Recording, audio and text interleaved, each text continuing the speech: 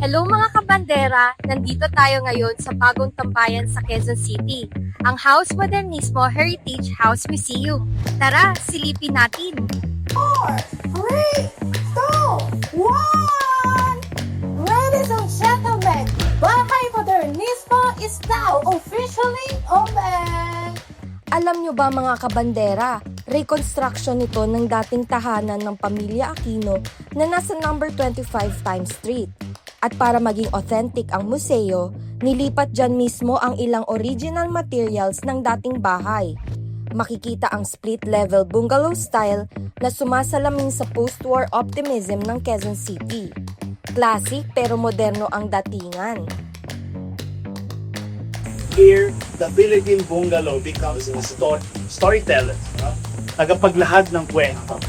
Sa pamagitan ng floor plan, materyales at pang-muebles, it speaks of how Filipinos in the 1950s up to the 1970s navigated modernity. We guarantee you that Bahay Modernismo is not just a house filled with stories and artifacts. It is a tribute to a time when the nation was rebuilding itself after the war.